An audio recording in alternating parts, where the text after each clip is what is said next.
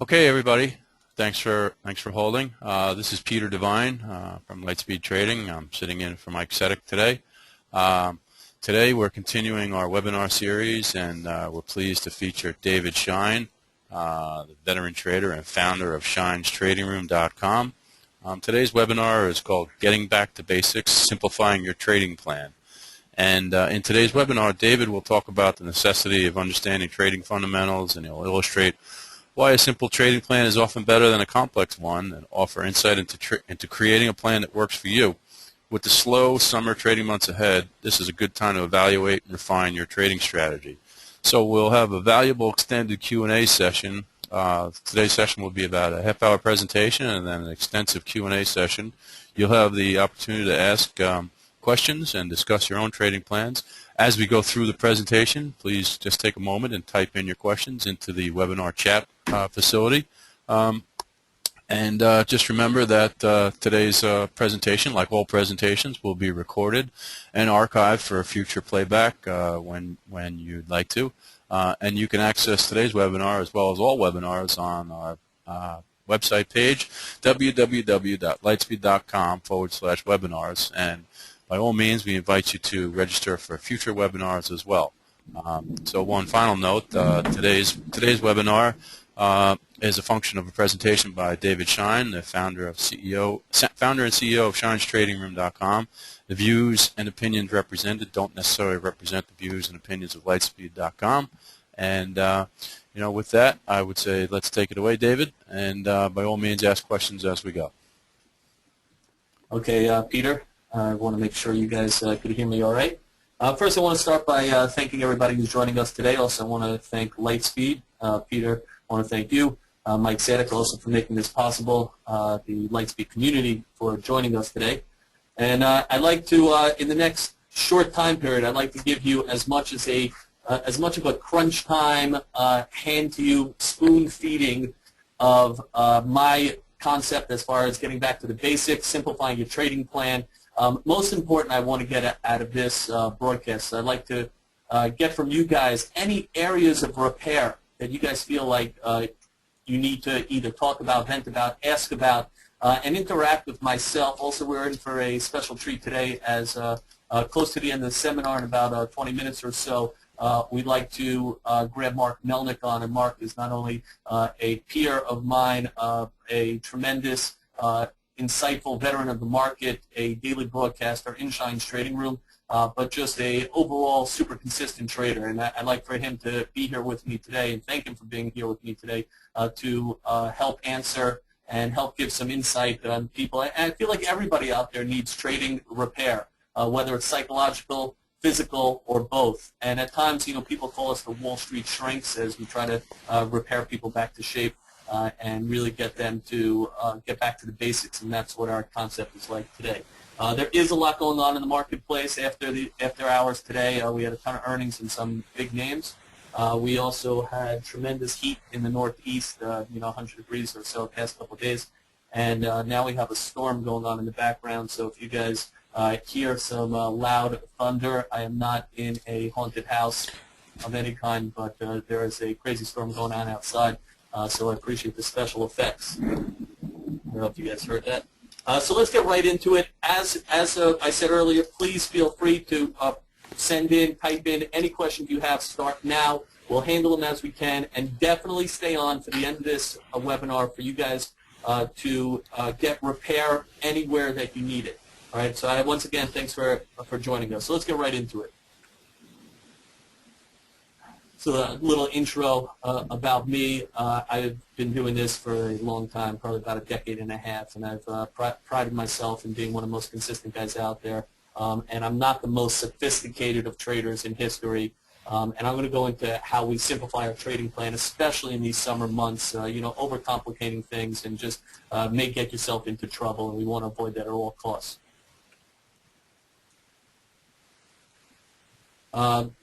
Right into the Lightspeed trading platform. I'm an advocate myself, not only because I love to pass on my knowledge and education to you guys, but I use that system to trade on a daily basis. And some features on the Lightspeed that I highly utilize myself, and I'd love for you guys to be able to explore and especially contact Lightspeed in order to work with some of its charts, filters, market sorters, using bids and offers, maximize profits, best prices, entries, exits, also commission advantage when you do that. And we'll explain that a little bit as we go along. But you have the ability to play market maker. And a lot of you guys out there, a lot of people out there, you start getting that aggressive feeling where you're like, oh, I have to take the offer or I have to hit the bid.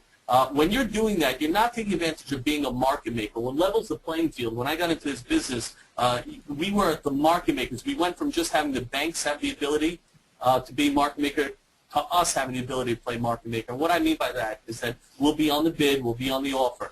When you're on the bid, when you're on the offer, you end up in a place where you're not only maximizing the spread between the bid and the offer, which is a huge advantage, but you're also getting a commission advantage to supply liquidity to the marketplace.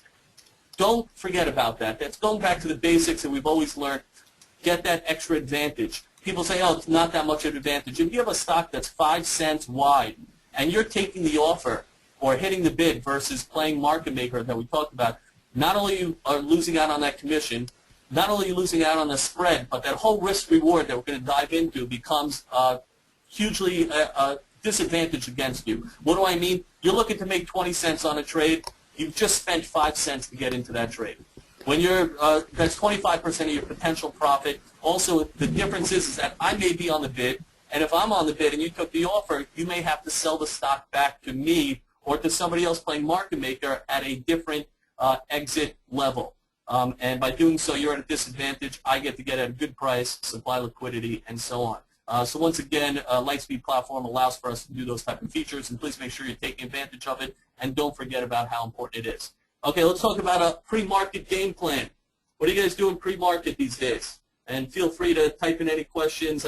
We love to run an interactive seminar, so make sure you're typing in questions. What are you guys doing pre-market these days? Do you run into the office or into your basement, or run downstairs and log onto your screen at 9:32, and next thing you know, you're full buying power, you're all in with no insight, with no game plan, with no strategy. And this seminar is also about confessing your sins, confessing what you guys are doing wrong so we can repair them. And that's the first step to recovery, as they say in some of these alcohol programs or NA. It's admit that you're doing something wrong in order to repair it, and it's the first step towards recovery. So what are you doing pre-market? Okay, for me, pre-market, and throughout this seminar, I do give plugs to ShineStradingRoom.com, as I not only founder, but I'm also a client, as I'm there every day. Listening to the spoon-fed information, I form a game plan by looking at some names, let's talk about it, that are stronger, that are weaker. They're relatively strong, they're relatively weak. There are more buyers than sellers in the level 2, and if I'm getting too advanced for anybody, stop me. More buyers than sellers in the level 2, where I'm looking for options plays, elevated options activity. I'm looking for charts that fit my criteria. There's just so much information that we try to spoon feed to people that you need to have your bearings pre-market on what's going on out there. Because the second you hop into the ring, you need to be prepared. Okay, are you identifying pre-market levels? Okay, so just recently one of our students, and we give an educational course, one of our students recently, she talked about these pre-market levels. And she doesn't trade pre-market, and I don't know if a novice necessarily trades pre-market, or you need to be more experienced. That's usually my sort of guidance. But this trader found some levels pre-market, and guess what? She didn't trade those levels pre-market. What'd she do? She waited for those levels to develop again during the day. What does that mean? She had her bids down at those pre-market levels, where she said, hey, I don't know, the pre-market low in X, Y, and Z stock was 25.10. So what she do? She bid for stock down 25.11. The stock was nowhere near there. But what happened? The stock would race down to 25.11, test those technical levels. She'd get filled. She put in her stops already, as the Lightspeed system allows for us to do. Next thing you know, stock's trading 50 cents higher. Is that a good strategy? It was for her. What did she do? She used some knowledge. She used a pre-market game plan to get down to those levels. Okay? She took advantage of what the market gave her. She wasn't stubborn. She had her mathematically advantaged equation on, and she got filled using her pre-market levels. So once again, pre-market, develop your game plan, understand what the market's looking like, understand how to trade a gap down, how to trade a gap up, and I believe we've talked about it previously on other seminars that we've done, but have the ability to anticipate these moves. And it's a common theme that we always talk about. Anticipate the moves down to pre-market levels, and that helps you out. On a physical front, we always ask for people to shake it out. Okay, you get up, you stretch a little bit, you get ready to go into this marathon of the day. Marathon is a battle out there, right? Before you run a marathon, or before you get into a boxing match or into a basketball game, what do? You stretch out. Okay, why would it be any different? You're getting into a battle where somebody else is on the other side of this trade trying to fake you out or trying to get you to sell the bottom or buy the top. Same thing. Stretch out, get your blood flowing, make sure that you're composed, and your plan and your composure and discipline is ready to go and ready to be in effect. Use this checklist of rules before you get into the market. Okay, before you start trading for the day. Is the stock weak or strong? Okay, is stock trending up and stock trending down? Is there enough liquidity? Does it fit your criteria? What does that mean? All of a sudden this day, for some reason, you're trading Google or Apple at $600. Usually you trade stocks that are $10 or $20. Use this game plan. Literally write down on a piece of paper, write down on your hand, as people used to write about this Shine Eye Bible of trading. Write down on your hand or a piece of paper, stick it to your monitor, and now follow these rules on a daily basis, which will allow for you to know that you're getting into a trade that's better qualified for what your objectives are. And don't go against that game plan. Okay, I know this sounds elementary, but how many people go in there and you have you look at something, you're like, oh, this thing has a minus sign next to it, I'm just going to hop in, I'm going to hop in short or long, and I'm just going to, that's not what we're doing. Okay, we're developing a game plan. You're getting your level set, you're getting your idea set, you're getting your mathematical equation, your mathematical risk-reward set in order to take advantage of that trade. And you're sticking to it. Okay, create a trading strategy and game plan according to what the market shows you. Okay, don't walk in and say, I really like to trade Zynga to the long side, and I played the game last night, ZNGA, and now I'm just buying the stock because I do that. Let the market show you. Is the stock weak or strong? Is there enough liquidity? Is there enough volatility? Remember, liquidity and volatility are the two items that we need in order to trade any stock. Okay, make sure you're on the right direction. We'll get into the right direction in a few minutes. Are you guys with me so far, everybody? I'd love to, hear from people and respond and type in. This is once again, it's interactive, so I want to hear from the community. What time do you start trading? Okay, very often I'll tell people, novice, 9:42. I don't want to see you hit a key until 9:42. What happens pre-9:42? The stock is too volatile for you. What does that mean? You're looking to make 10 cents on a $7 stock, for argument's sake, but next thing you know, it's down against you 15 or 20 cents. Stock's too volatile. If you can't control your downside or your volatility, you're dead.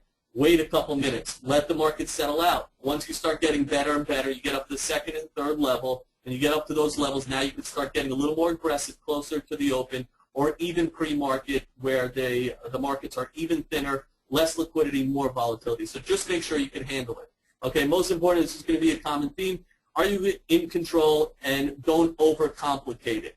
Okay, don't overcomplicate what you see. And 15 days ago, and the CEO's friend who told you about a guy who said something. It doesn't matter.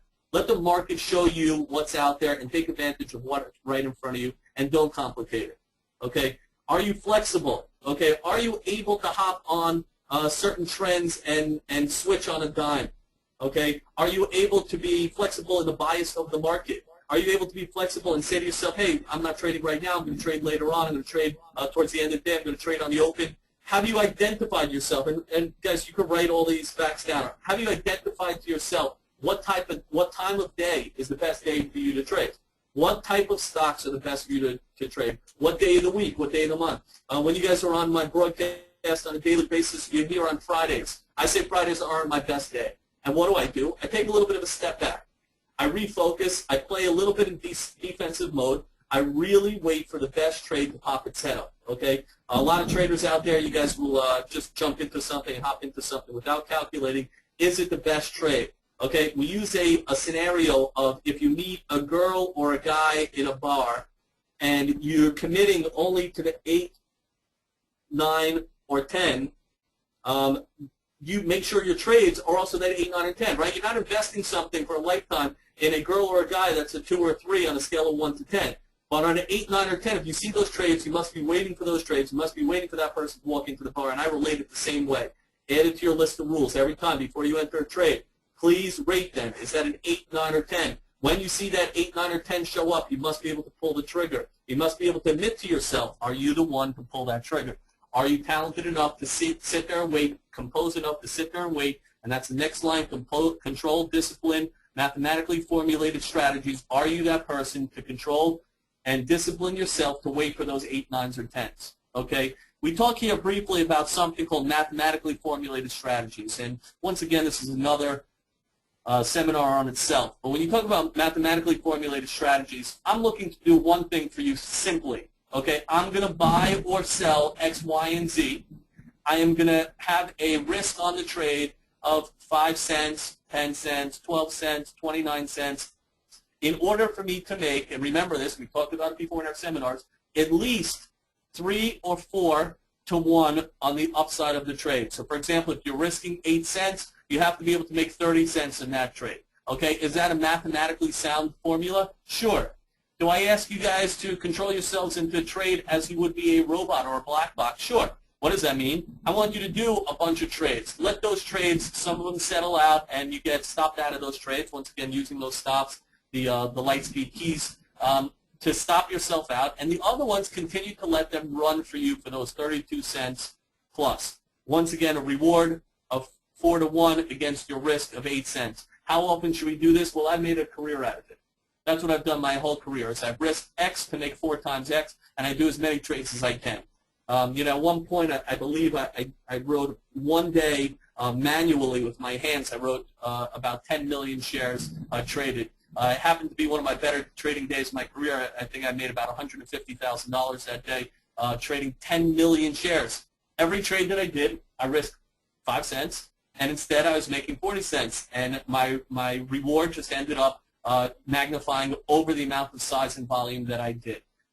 So, it helps to be able to be wrong small, and it's part of that control, part of that discipline, and you need to have a potential upside in a stock, which will come naturally. You guys with me so far? And if Peter, at any time, if you want to ask, stop me for any questions, you're welcome to do so. Okay, we have gotten a couple of questions. We can go through them now if you want. If it's relevant to this, sure. Okay, you know what? Why don't you keep going? I'll introduce them. Let's go on a little further. Yep. So on the bottom of the slide, how are you guys defining and controlling your risk reward? Okay, this is part of your game plan. Okay, how do you control your risk reward? Really, the biggest problem is how do you control your risk? And what does that mean? That means you have the right system, the right keys. You're buying something at the level that's not an okay level. It's the best level or nothing. We have a trade that we talked about recently. It's been calling the blip trade. The blip trade is where people get blipped out of a certain area. You think a stock's going to go down to $20. Instead, what does it do? It goes down to $19.90. What has it done? It's flipped everybody out, right? Everybody has their stops. Once again, if I'm getting too advanced, they run their stops at $20. So what do I like to do now? Instead of me bidding $20.01, I'll bid $19.91.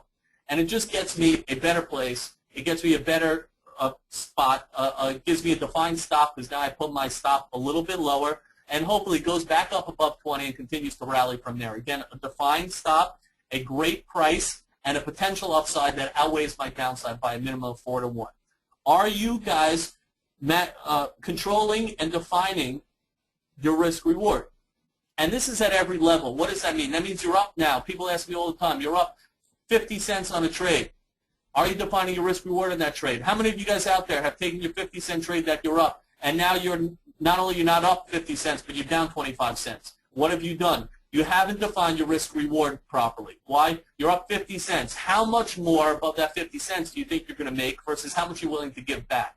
It's called a stop loss. It's called a trailing stop loss. You can adjust your stop loss. Part of the class that we give, we talk about these type of keystrokes in a literal, with a literal ability to implement these keys and to be able to have your stops help control and define your risk reward.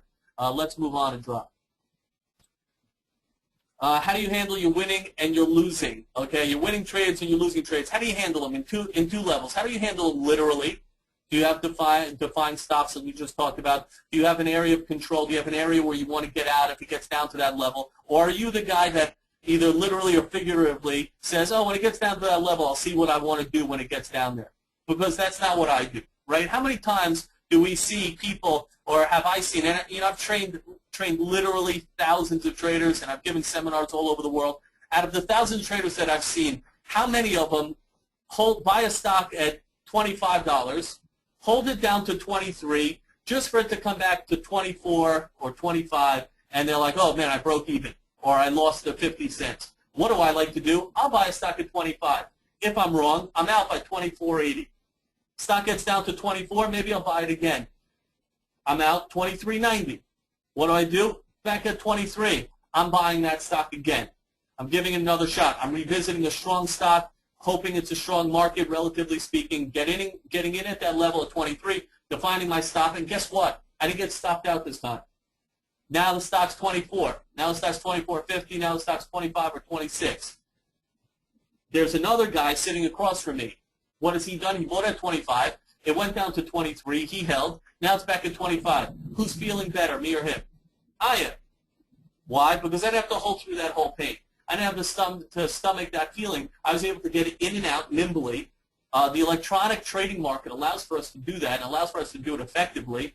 And I was able to take advantage of that trade as a winning position to hold on to my winner when that other trader needed to hold or held on to that position as a loser, just to come back to either even or still a loss.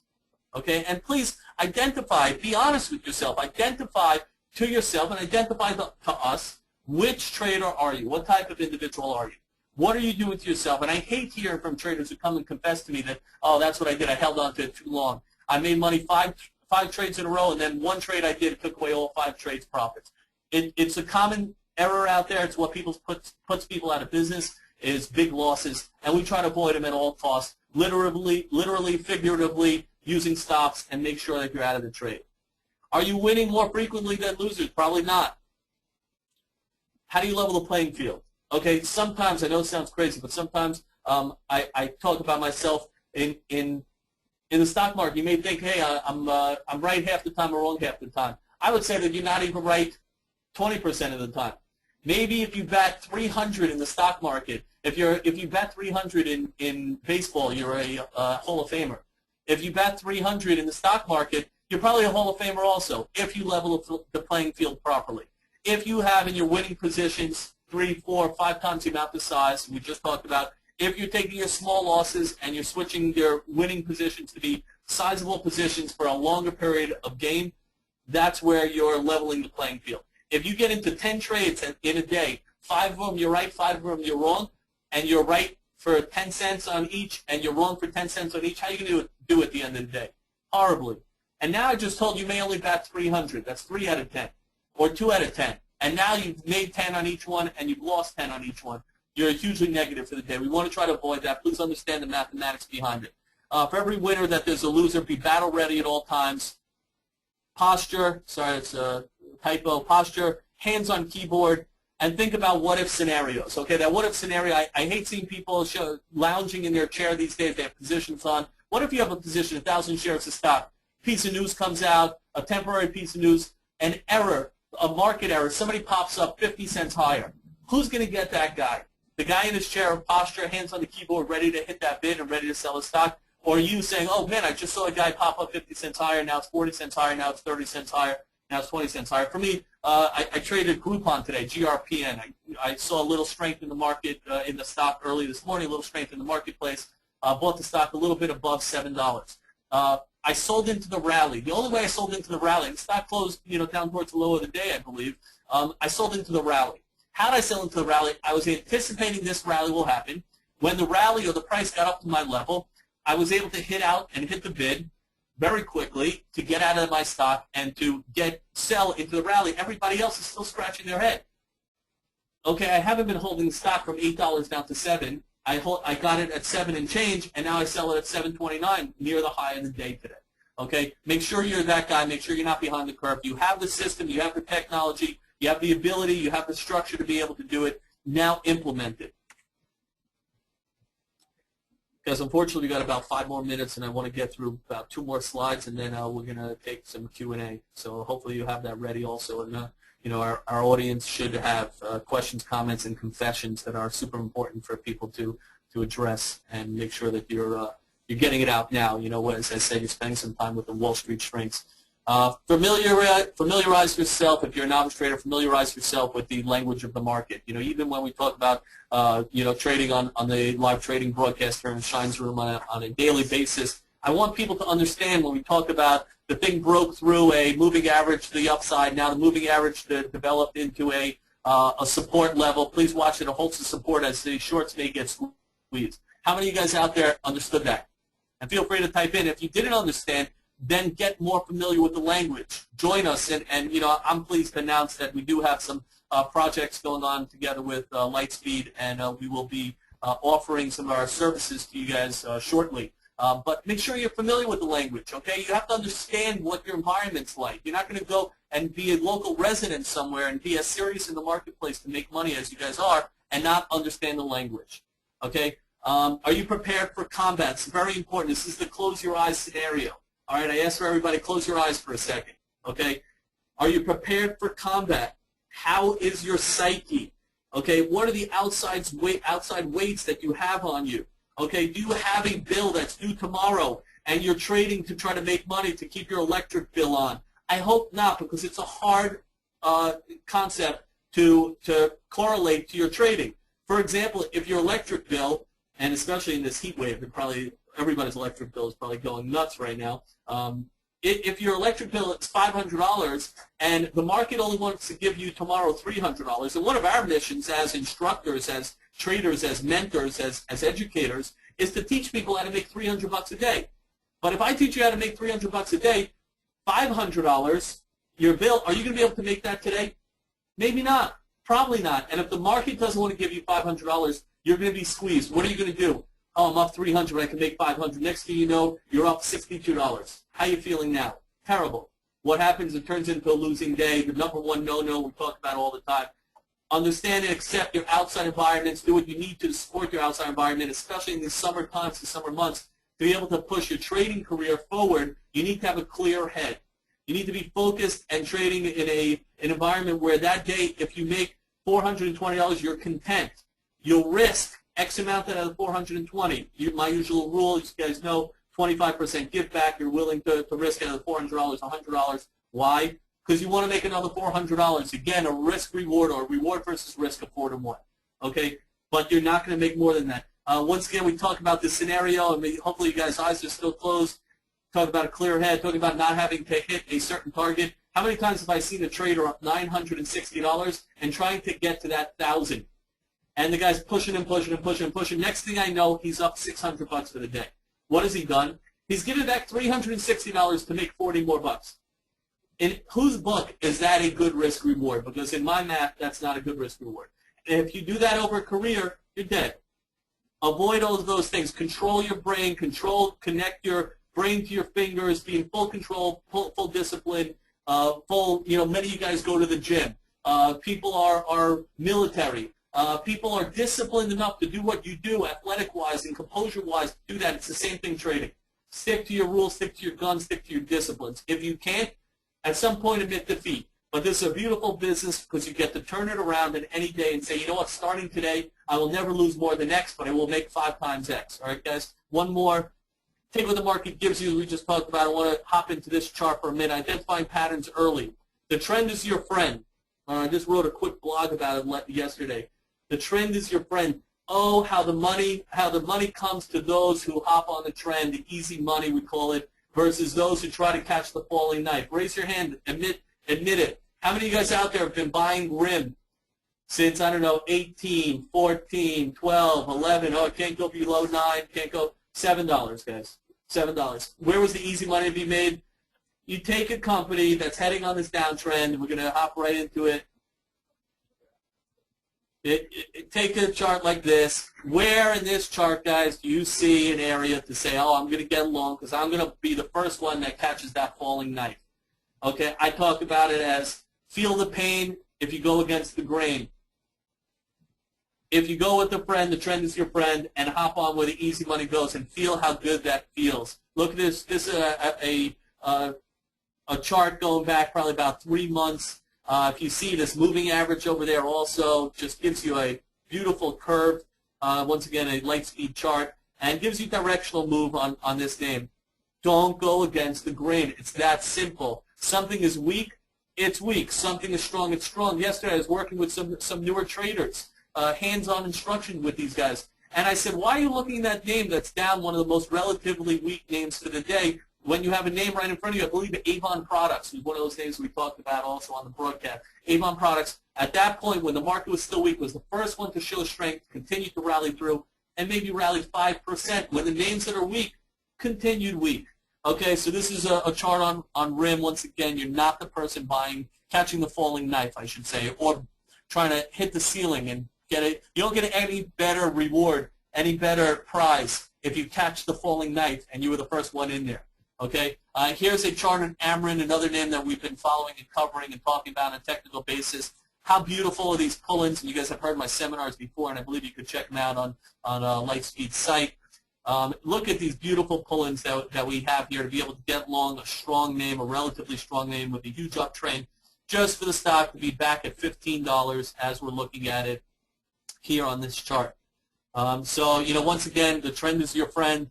We know to buy strong stocks when they pull in, get a beautiful price. Look at this moving average again. Not sure if you guys are moving average guys, but look how this thing holds this 50-day moving average during this level. Now the stock continues to rally out from there. Defined risk, unlimited reward. One last chart I wanted to show you, then I'm going to take some Q&A. GMCR Green Mountain Coffee. Okay, I am a huge fan of Green Mountain Coffee, the coffee itself. That's about where I leave it. Otherwise, I'm not stuck with the stock. I'm not dedicated to the stock. I'm not a believer because I love the coffee. I'll drink the coffee. I may physically support the company myself with the amount of Green Mountain Coffee that I chase after. But here you have Green Mountain Coffee, a chart of Green Mountain Coffee. Once again, holding these resistance levels and these moving averages to potentially help you with this trend over and over. Even last week, stock was up as $25, now trying $27. We know how to trade this already. We are shorting the weak names when they rally up. We are buying the strong names when they pull in. That is my philosophy. That's what I implement myself, and that's what I built my career on over the past 15 years. Okay, I'd like to potentially move on, but I really want to hit some of these questions now before we have enough time to make sure we get them. Okay. Well, that's a great presentation so far, Dave. And it's it's awesome to hear your enthusiasm for the topic. I know firsthand how good a teacher you are. So here goes, a couple of questions. Got a few folks who are interested in your outlook on the concept of fair value. Is there really fair value for stocks at this time? What are your thoughts on fair valuations and pre-market, and just in general, a series of questions about your view of what constitutes fair value for stocks? It's a good question. First, I'd like to also welcome my colleague and educator and trader himself, Mark Melnick. Hopefully, you're on there and you're able to also join in, as I want people to not only ask their questions but also help prepare their game plan and their strategy and get them to lie down on the couch like a shrink. Fair value, from my side, a fair value, and if we're talking about a different fair value, at times I look at this fair value as far as maybe book value on something. And what book value ends up looking at is a fundamental analysis of a stock. When I generally focus on two elements, either a technical view on the stock or a instinctually momentum view on the stock. And for me, it doesn't matter necessarily how much cash or what the proposed revenues versus current revenues versus the PE ratio. For me, I'm not interested in that as much as I'm interested in my mathematical setup, okay? I don't want to be a fan of a stock because it's a little bit under fair value, a little bit over fair value. I want to be a fan of the stock because I see it setting up in a certain way that I've used my experience, and you guys will get to that level of experience where you've seen it multiple times to be able to say, hey, this thing is going to continue to go higher. As I see the buyers, it looks like it's setting up perfectly, maybe the dollar or the retail or the seasonal or the technical setup. And remember, technical setup is a setup where people see that. And that's really all it is. When somebody sees this moving average, people also use that moving average as a crutch for their own trading, which becomes sort of a crowdsourcing item of people saying, wow, down here this thing is becoming a little more attractive. If the market and if the stock paints a picture at that time for me, then it becomes an attractive prospect for me versus maybe the underlying fundamentals of the stock because I look for right then and there. This slide that I have up is what type of trader are you? Are you a short-term? Are you a medium-term? Are you a swing trader? Are you a longer-term trader? Are you a fundamental trader? Are you hedge? Are you a options trader? Are you a longer-term investor? And you have to decide these things, and you have to not compromise those. Okay, and here in this slide at the end I wrote, are you going against the grain? Because you better have a damn good reason and really tight stops if you're going against the grain, and really reflects on your type of trade. And also that chart, those trends we talked about just a few minutes ago. So David, just segueing in there, do you think that the concept of fair value is different in pre-market as opposed to during regular market hours? For me, at times people talk about the futures and fair value of the futures. When I look at stocks pre-market, once again I'm looking at their the liquidity and volatility, the risk and reward. If you guys looked at post-market action today on some of these names that just came across, and as I'm 1 foot into the seminar, I'm 1 foot on my trading screen, and as you see IBM rallying 5 points, and FFIV rallying, and eBay, Qualcomm pulling in first and rallying. What allows for these stocks? If you see them during the day, a stock like Qualcomm just doesn't move $4 or $5 during the day, but after the close or before the open, they do. And so what I look for pre-market on some of these names is the liquidity and the potential volatility. And understand pre-market also, you're not looking to make your 7 cents or 15 cents or 21 cents. You're really looking to make a bigger move because you do have the ability to lose a bigger amount because of the volatility that comes pre and post-market. And obviously, outside the current market hours of 9:30 to 4, it really takes more of a veteran trader, more experienced trader to be able to control their risk-reward more. And should stick to that. Master during the day where the liquidity is there before you get out to the aftermarket or pre-market. Okay, great. I've got some excellent questions I'd like to tee up here. Okay, why don't I start with, are there any rules that you use to keep yourself from chasing a given stock?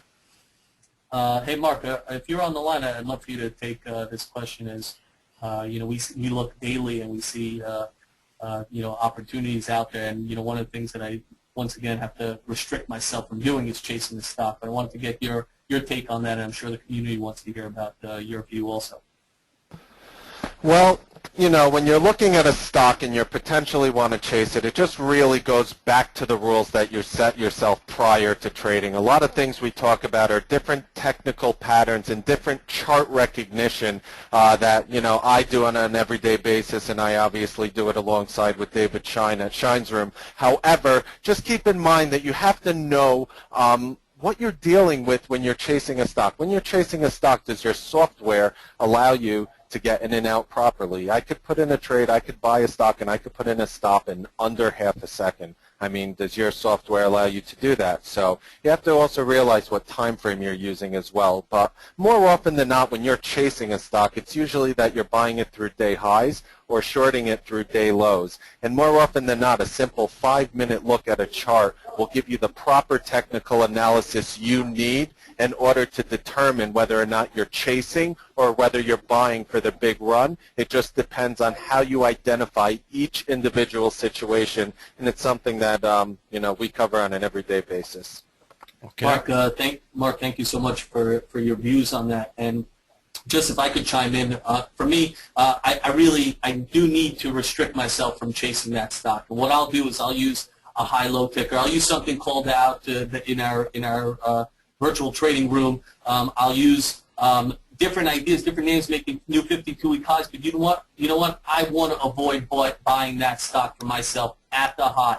What I will do is I'll then take the game plan that we just looked at, some of these charts, and I'll wait for a retracement of that name. Because what does that signal do for me, that 52-week high or that daily high? It shows me where the strength is in the stock. And if the stock is strong, I want to buy it, but I want to buy it when it pulls in. Why? My philosophy, again, is I buy strength when it pulls in off of its highs at the level I feel comfortable and where my mathematical edge is. And that's, part of our strategy and game plan is all about what does your game plan look like. To have a game plan where you chase the stock up is not a game plan, okay?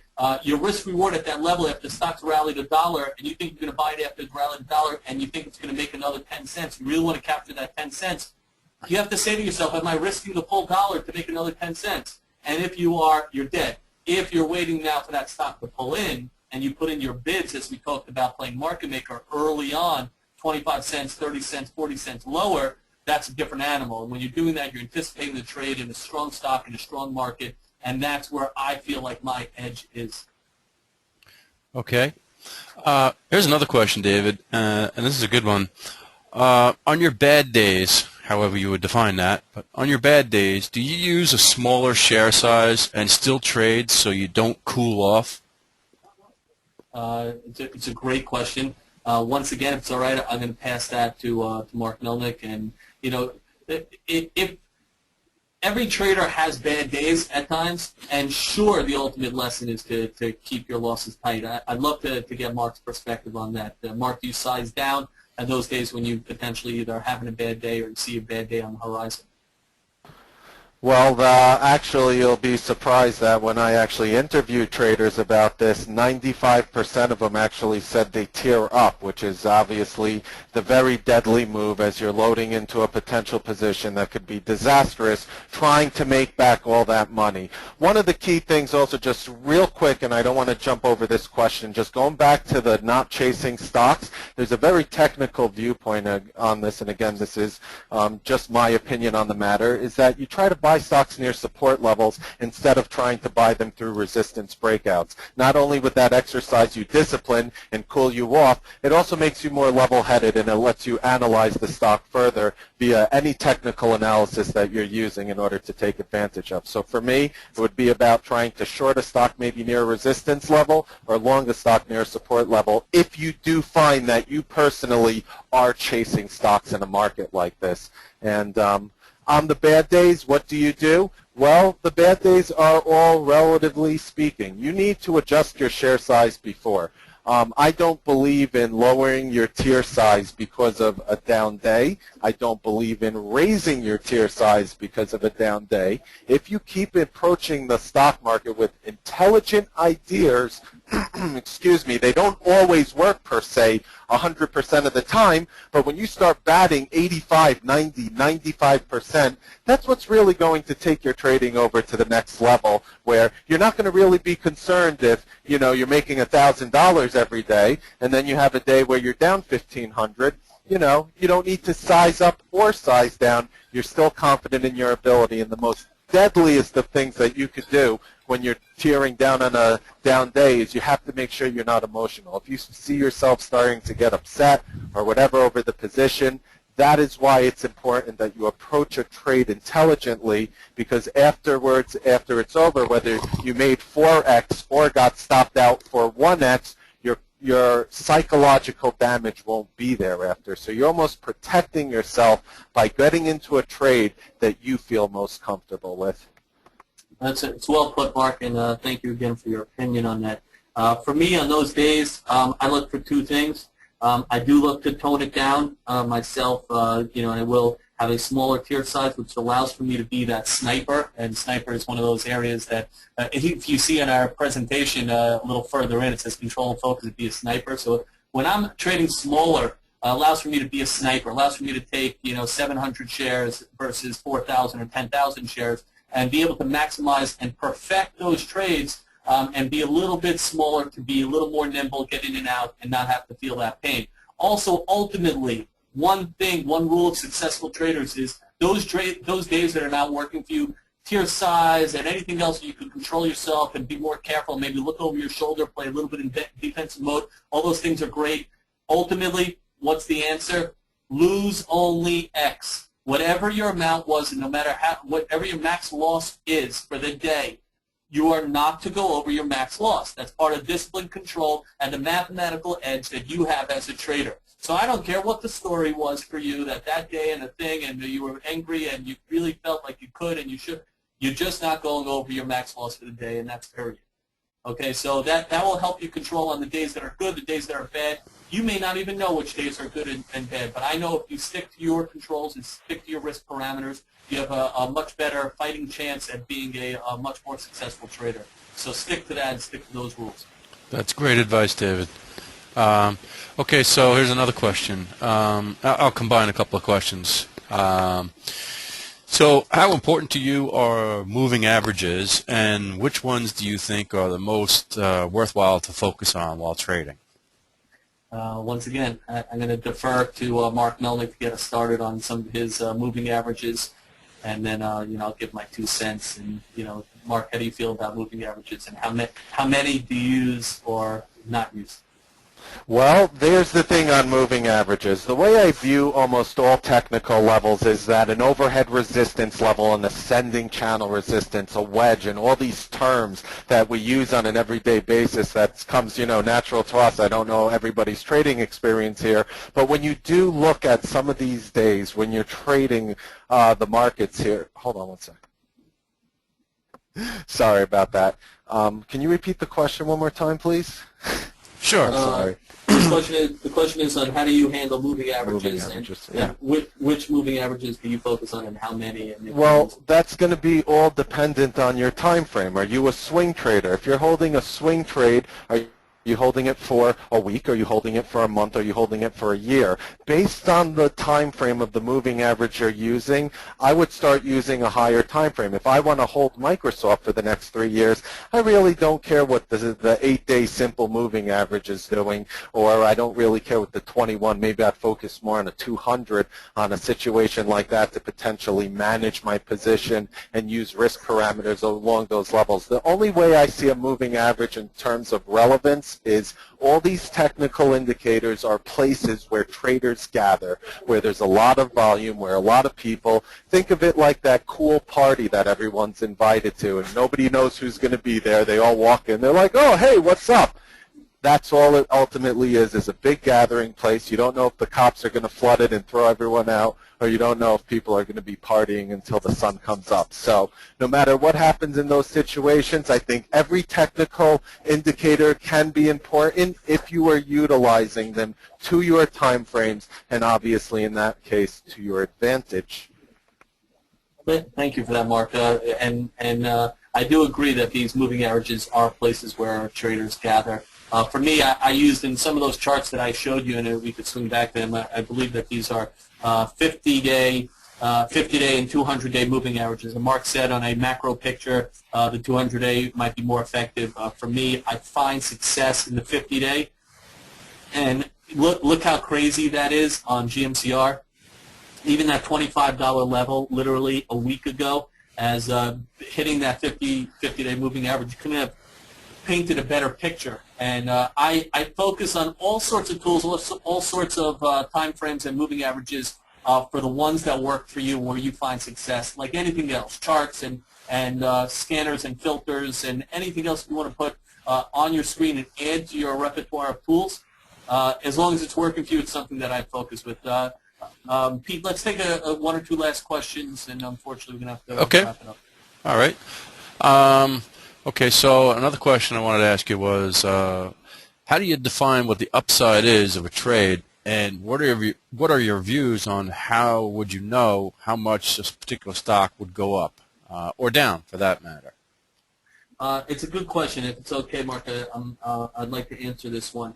So for me, when I get into a stock, I generally have an idea, and potentially either using the chart or using certain levels or using volatility on the name, checking out how volatile it is, how far it's come the past couple of days, what is the potential for the upside. Now remember, you want your variable to be on the upside. You want your defined to be on the downside. So you want to have your 10-cent stop to the downside. You want to make 40 cents to the upside. Well, let's say that 40 cents either doesn't come and you can only make 35, then you take it and you protect yourself by either adding on a trailing stop or punching out your position with a nice profit, or having a larger position to let the remainder of that position continue to run. And when you do that, you're making a minimum of 35 cents, and you have your stops in, and now you're pushing the envelope in a bigger picture to move more to the upside. You don't know how much the upside potentially is, and that's the beauty of it. Is you take certain stocks, even like these obesity drug stocks over the past 2 or 3 days. Some of these names, ARNA, I believe, was a 50-cent stock a while back. Stock's trading at $11, or was trading $11, maybe at $10 today. But that's a tremendous move. Now, you're not going to say, hey, I'm going to limit myself and only make 20 cents to the upside, but you are going to allow for yourself to make more on the upside and still minimize your risk and define your risk on any trade that you do. So the upside is the variable. You want to maximize that as much as you possibly can. If the stock or the name rallies for you in your favor, if you're long and it goes in your favor, continue to hold it. Continue to make more and more from it. I'm going to say one quick line. When you never cross over the lines of being a short-term trader a couple hours or a couple days, only if you're winning in the position. Okay, so if you're losing in the position, you never go from a short-term trade to a longer-term hold. At least this is my philosophy. But when you're in a winning position, you can extend your winning position into a longer-term hold or even a long-term investment because you're up, because you're winning in the trade, and because you're playing with the house's money. Okay, and you have your defined stops, and you know how to piece in and piece out of the trade. So the upside should be unlimited, and that's why it's a variable, and the downside should be X, which is always limited. Okay. I guess the last question I'll ask on behalf of the audience is, we've got a bunch of folks, obviously very impressed with the presentation, but folks who specifically wanted to ask you a little bit more about, can you help the audience define, what it means to know your time frame? And then we have folks asking, what specific time frame do you use intraday? It's a good question. Knowing your time frame really depends on the individual trader themselves. And a trader could be a person who has a long-term horizon on something, like Mark said, a 3-year horizon on Microsoft. Or a trader could be a short-term, and I've seen Mark could buy 5,000 shares and make 20 cents or 50 cents in fractions of seconds or in seconds, and capture that in a short-term period. And we sometimes, as more experienced and more diverse traders, will make money on all sides. So we'll have some short-term trades to create alpha, as we call it. We'll have longer-term swing trades over a couple of days to develop. We'll have options trades, maybe develop over a month or 2 or 3 or 6. And then I'll have a longer-term trade that I put something on for months at a time, or even a longer-term horizon, and buy something for the long run, as people have done in Apple and made a huge score on it. So you must define yourself on what type of trader you are. Okay, where do you find your best strength? If you're not great at short-term trading, that's okay. You may have a longer-term horizon, 2-3 days out. I repaired the trading of a good friend of mine. She was not good at trading short-term, and the reason is because she was a 3-day out trader. So she felt that X, Y, and Z, I don't know, let's take Deckers, was going to be a good short. But it didn't happen right then and there. It happened over a 2 or 3 or 4 or 5 day period. So Pete, you know what I had her do? I had her explore the options market. Mm-hmm. And I had her take a look at, hey, what happens if I got the ability to hold an option for the next 3 or 4 days at defined risk with unlimited upside? Guess what? She became a successful trader. Because she found her time frame, and it was 3, 4, 5 days out, as opposed to, hey, in the next 10 minutes or an hour, this is going to happen. She would get squeezed out, as many people do on the short, and then the next day the thing would pull in $5, and she'd pull her hair out. And I said, hey, explore a different time frame and identify what type of trader you are. And there's no better pleasure than to find and put somebody into that sort of area. And I was hoping that some of these questions that would come in, and we'll do another seminar as always, but I was hoping some of these questions that would come in would be people confessing as, hey, I'm doing poorly on this day because I'm doing this wrong, and I find myself doing this. And that's really, as an audience, guys, that's really where we need to get to. That's really how you have to confess. Once again, as we've talked about, to do a cross promotion between Shine's Trading Room and Lightspeed is hopefully on the short-term horizon, and hopefully we'll continue to be able to repair people back to financial and trading. Well, maybe at the next webinar we label confessions for traders or something like that. So I do have another question if you have the time for it. If not, we can cover it at a future time. Yes, go ahead. And the question being asked is, hey, Dave, can you paint a picture of what your trading environment is like? How many monitors do you use? What's your trading setup like? I'll trade mostly in an office here in Midtown.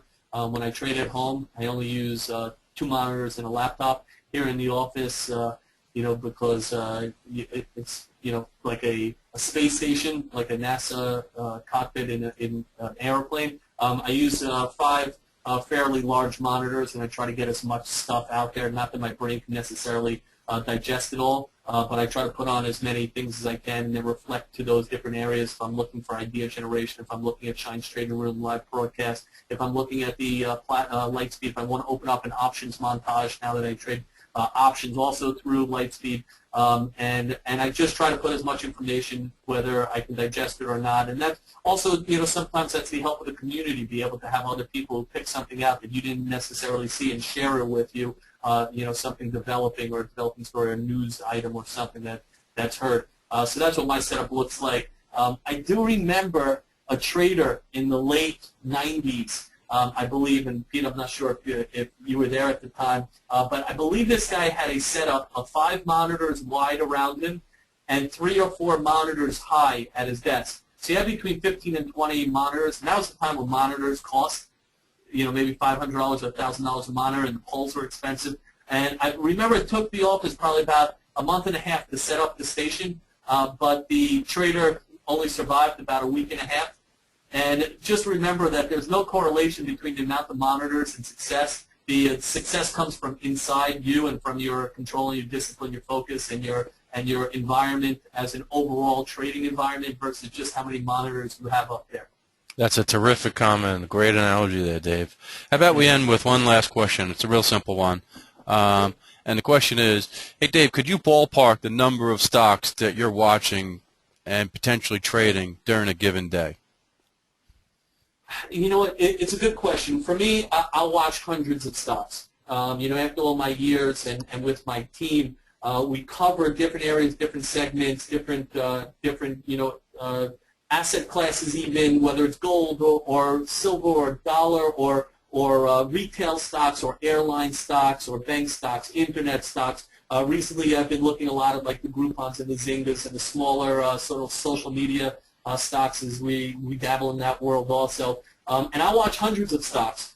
When a novice starts off, I ask them to watch potentially 5 or 10 or 20 or 30 names. And in those names, find the 5 or 8 or 10 that you're looking to trade for those days. How do you know if it's something you're trading well? If you're making money on it. How do you know if you're not trading something well if you're not making money on it? I used to see traders who thought they traded Facebook well. But you look at their profit and loss for the month, that was their biggest losing name. If you think you're trading Facebook well, but your P&L says you're not trading Facebook well, guess what? You're not trading Facebook well. Move on. Move on to something else. Beautiful to have 9,000 different names to trade and to be able to move on to those names that are in play. When I say in play, risk, reward, liquidity, and volatility, be able to take advantage of those. So I start off with smaller amount. When your brain's able to digest all those, move on to more. After all my years now, I guess my brain's able to handle, a bunch of stocks, a bunch of sectors, and I could switch on a dime if something becomes more in play, as we just talked about. Okay. Well, I think that you've done a terrific job today, David, and Mark as well, in sharing your thoughts and philosophies on trading. We certainly have an interested audience that I know would love to hear more and interact with you more. And for those folks that want to speak to Dave directly, you can easily reach Dave through his website, www.shinesroom.com. I'm sorry, it's shinestradingroom.com.